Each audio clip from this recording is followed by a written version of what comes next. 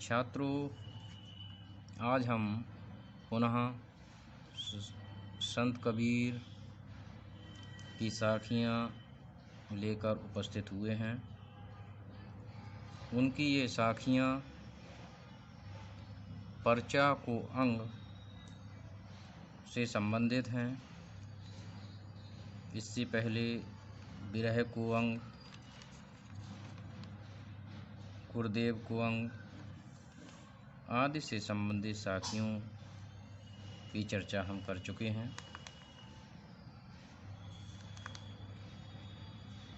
तो शुरू करते हैं छात्रों। पार ब्रह्म के तेज का कैसा हो उन्मान, कहवे को शोभा नहीं देखा ही परवान।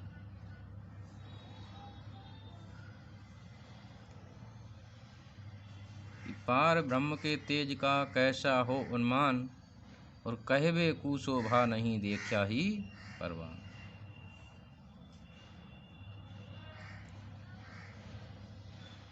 इस साखी में संत कबीर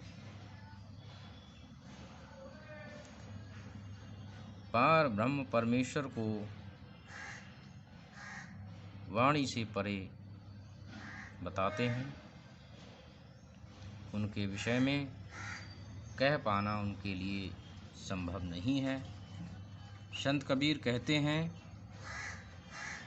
कि परम ब्रह्म के प्रकाश का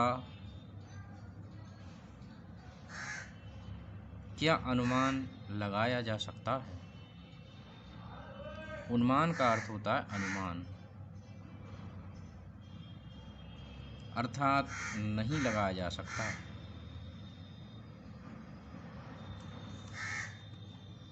अनुमान, प्रत्यक्ष, उपमान आदि साधन तो लौकिक हैं, उसका साक्षात्कार इन साधनों से संभव नहीं है। उसकी शोभा तो वाणी से परे है, जो अकथनीय है, अनिर्वचनीय है। उसका प्रमाण तो उसका प्रत्यक्ष दर्शन ही है। इसमें संत कबीर बताते हैं कि परमात्मा वह साधनों से दृष्टिगोचर नहीं हो सकता है। अब दूसरी साखी देखते हैं कि अंतर कवल प्रकाश या ब्रह्म वासता होए, मन भवरा तहाँ लुभ दिया जानेगा जन कोय। कि अंतर कमल प्रकाश या, इसमें संत कबीर आत्म साक्षात्कार के अनुभव को बताते हैं कि अंतर कमल प्रकाश या ब्रह्म वास तह होए, मन भवरा तह लुभ दिया जानेगा जन कोई। कि हृदय के भीतर ज्ञान रूपी कमल प्रकाशित हो रहा है। अंतर हृदय कमल प्रकाश या ज्ञान रूपी कमल प्रकाशित हो रहा है। ब्रह्म वासता होए, वहाँ ब्रह्म का निवास है। और मन भंवरा तहाँ लुभ दिया जानेगा जन कोय। कि मन रूपी भंवरा उस कमल पर लुब्ध होकर रमण कर रहा है। यह रहस्य तो वही भक्त जान सकता है जिसने इसका अनुभव किया हो।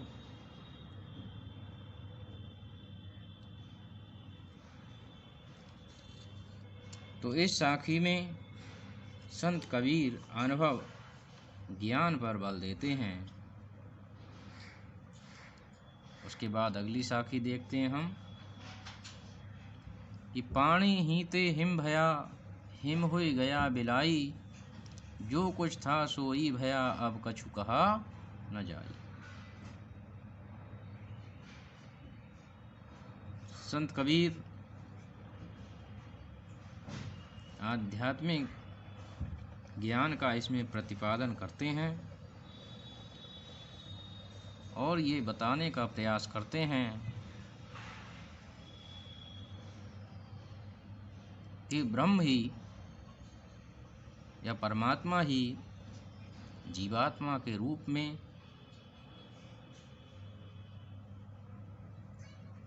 इस संसार में आता है और अपनी लीला करके पुनः उसी परमात्मा में विलीन हो जाता है।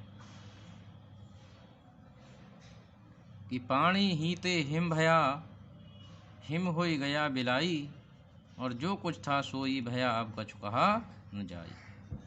कि पानी हीते हिम भया, कि पानी से हिम माने बर्फ हो गया, और हिम होई गया बिलाई, और उसके बाद में जो हिम जो बर्फ था, बर्फ से पुनः पानी हो गया।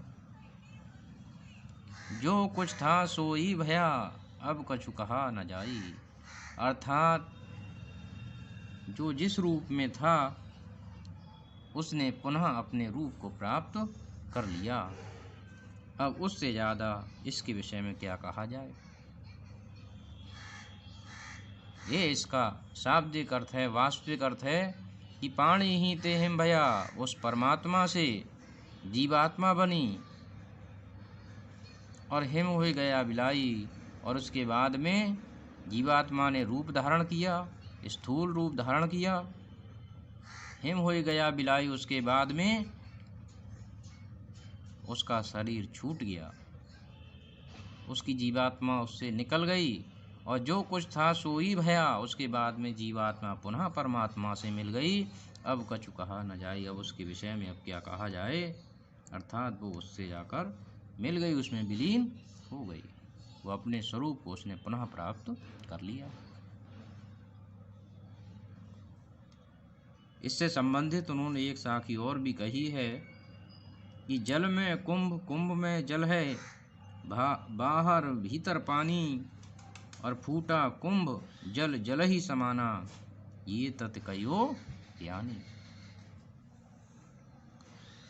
अब हम उनकी अगली साखी देखते हैं कि जब मैं था तब हर नहीं, अब हरि है मैं नहीं, और सब अंधियारा मिट गया, जब दीपक देखा माही। कि जब मैं था, इसमें संत कबीर ये बताते हैं कि जब तक भक्त अपने अहंकार का त्याग नहीं करता है तब तक उसके लिए ईश्वर के दर्शन नहीं होते हैं। कि जब मैं था तब हर नहीं, अब हरि है मैं नहीं। जब मैं था, मैं अर्थात अहंकार मेरे हृदय में जब तक अहंकार विद्यमान था तब हरि नहीं, तब तक मेरे हरि ने, ईश्वर ने मेरे हृदय में वास नहीं किया। और अब हरि है मैं नहीं, अर्थात अब मेरे ईश्वर ने निवास कर लिया है, तो अब मेरे हृदय का अहंकार नष्ट हो गया है। सब अंधियारा मिट गया, जब दीपक देखा माही। और जैसे ही ज्ञान रूपी दीपक मुझे प्राप्त हुआ, मेरा अज्ञानता रूपी अंधकार सब नष्ट हो गया। तो इसमें संत कबीर इस बात को कहते हैं कि हमें अहंकार नहीं करना चाहिए। अहंकारी लोगों के लिए ईश्वर की प्राप्ति संभव नहीं है। ईश्वर की प्राप्ति के लिए अपने मन के विकारों को दूर करना चाहिए और अहंकार को नष्ट कर देना चाहिए। अब हम अगली साखी देखते हैं कि मान सरोवर सुभर जल, हंसा केल कराही। कि मान सरोवर सुभर जल, हंसा केल कराही, मुक्ता हल मुक्ता चुगे, इब उड़ अलत न जाही।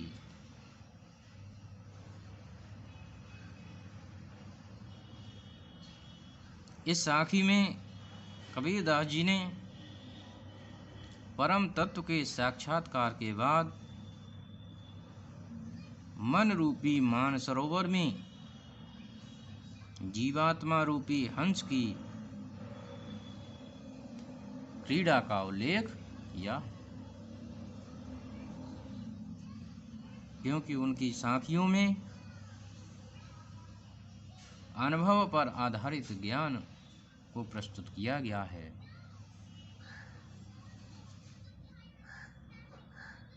ये कहते हैं, तू कहता कागज की लेखी और मैं कहता अखियन की देखी। तो उनकी साखियाँ इस बात का प्रमाण हैं।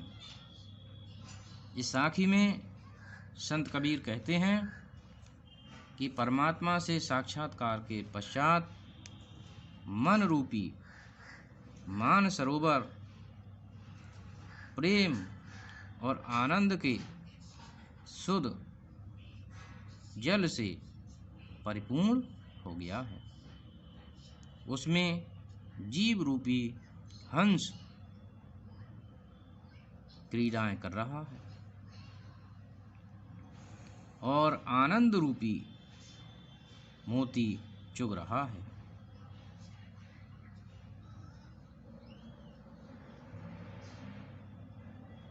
जब उसे जीवात्मा के लिए आनंद रूपी मोती यहाँ प्राप्त हो रहे हैं, तो उसको त्याग कर वह कहीं नहीं जाना चाहेगा, अर्थात वह कहीं नहीं जाएगा। कहने का आशय है उनका कि अब मैं इंद्रियों के बस में नहीं हूँ, क्योंकि इंद्रियां व्यक्ति को संसार की ओर खींचती हैं।